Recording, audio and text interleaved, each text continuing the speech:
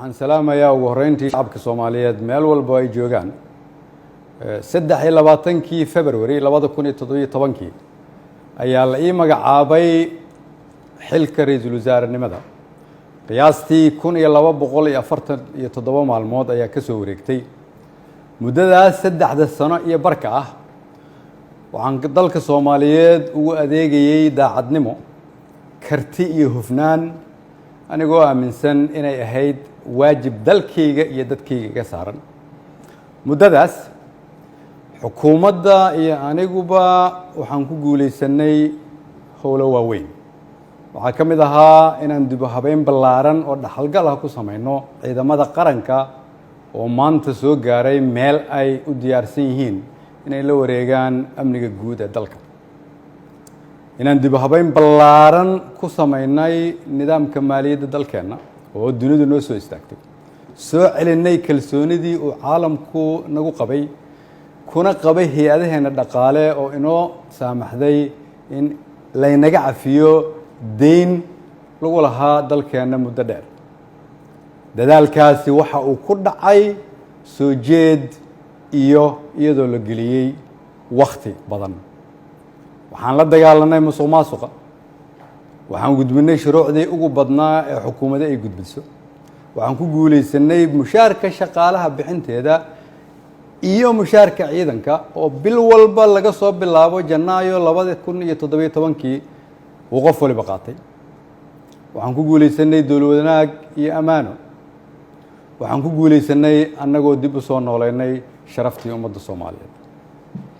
si loo ilaaliyo dhammaan guulahaas ay xukuumadda iyo shacabka Soomaaliyeed gaareen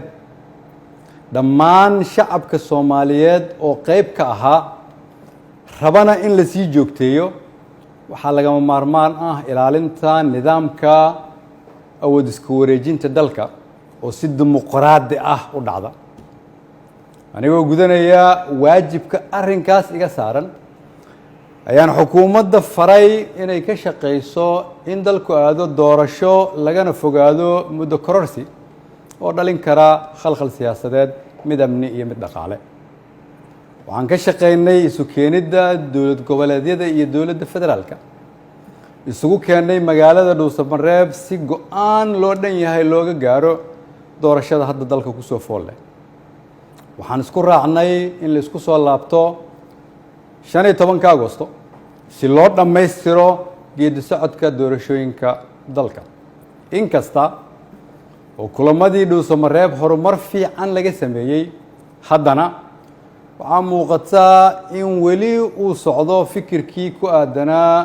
muddo kororsiga oo salka ku hayay wixii maanta ka dhacay golaha shacabka fikirkaas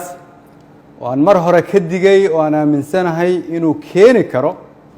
khalkhal siyaasadeed dalkana dib u celin karo ayaan waxaan mar kale xasuusinayaa ummadda Soomaaliyeed in dalka 4 sano mar ay doorasho ka dhacdo iyadoo xukunkii ay qoro isu dhiib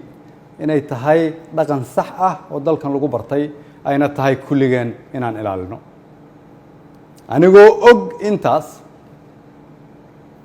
anigoo og in wixii maanta golaha shacabka ka dhacay ay ahaayeen sharci darro aan loo marin habraacii saxda ahaa ee xilka qaadis xukuumadeed anigoo og inaanay ku jirin ajandaha anigoo og inaan laga doodin anigoo og inaan loo codayn anigoo og inaanay waafaqsanayn dastuurka iyo shuruucda dalka haddana waxaan go'aansaday inaan anigu ummadda Soomaaliyeed u noqdo tusaale oo aan iska casilo xilka aan ummadda Soomaaliyeed u hayay anigoo dhowraya midnimada dalka iyo inaan dib loogu laaban burbur iyo dhibaato si aan ugu tiro shacabka Soomaaliyeed qaybna aanan uga noqon khalkhal iyo dib u dhac siyaasadeed oo dalka ku dhaca mid dhaqaale iyo mid amni mid bulsho ayaan sida ummadda Soomaaliyeed ugu baratay waxaan u noqonayaa tusaale inaanan marna halkan xukun u joogin laakiin aan u joogay inaan shacabka Soomaaliyeed u adeego waxaan u mahad celinayaa madaxweynaha oo fursad ii siiyay inaan shacabkayga u adeego golahaygii wasiirada oo igu garab istaagay inaan dalkan samata bixino shacabka Soomaaliyeed oo hiil iyo hooba ila garab taagnaa iina ogolaaday inaan soo hor istaago oo aan u shaqeeyo mar walbana garabkayga taagnaa iina hiiliyay waxaan u mahadcelinayaa saaxiibada Soomaaliya oo xilliyo adag iyaguna na soo garab istaagay ummadda Soomaaliyeed waxaan u rajaynayaa barwaaqo dalkan rajo ayaan ka leenahay kulligeen dalka ayaa kulligeen inaga weyn cid waliba waa inay aqbashaa in dalka loo turo